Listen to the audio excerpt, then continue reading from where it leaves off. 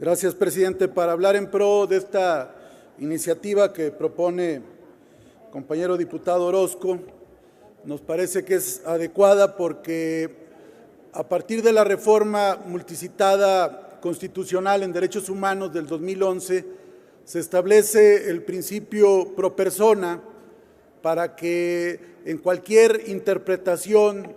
que asuman los tribunales en materia relacionada con los derechos humanos, su resolución sea lo más favorable a la persona. También se establece en el artículo primero la progresividad de los derechos humanos para que sea una tarea permanente, es decir, que ni los legisladores, ni los gobernantes, ni los servidores públicos consideren el tema de los derechos humanos como un tema conclusivo, sino como un tema en permanente evolución para favorecer precisamente estos derechos universales. Los derechos humanos no tienen frontera, los derechos humanos atienden a un horizonte universal.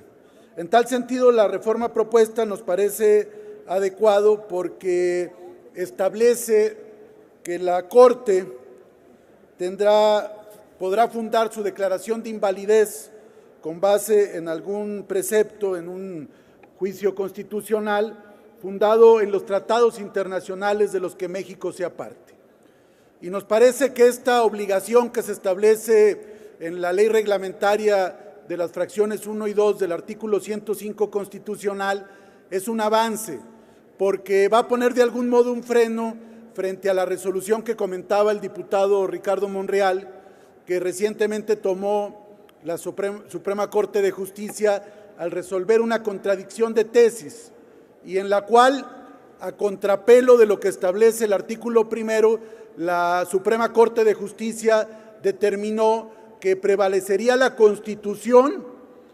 por encima de los tratados, aún siendo un tema de derechos humanos. Me parece que con esta adecuación al artículo 71, de algún modo se regresa a la Corte a que tenga que basarse en los tratados internacionales y no buscar vericuetos para hacer a un lado lo que son postulados universales. Por esa razón celebramos esta corrección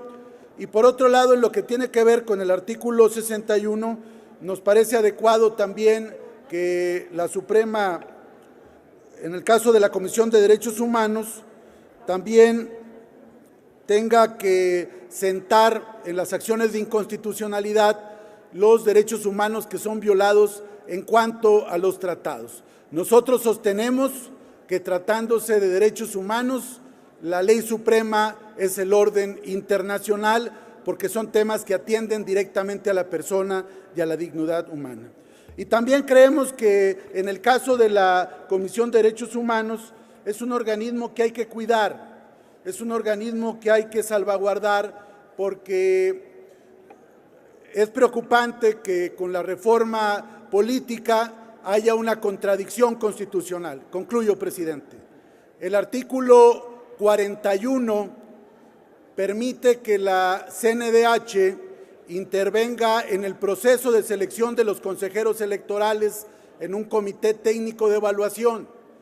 pero el artículo 102 establece que tratándose de asuntos electorales los órganos de derechos humanos no son competentes. Aquí hay una contradicción que es parte de las prisas por sacar la reforma política y evidentemente nosotros creemos que la Comisión de Derechos Humanos tiene que ceñirse estrictamente a lo que dice el 102 constitucional. Es cuanto, presidente.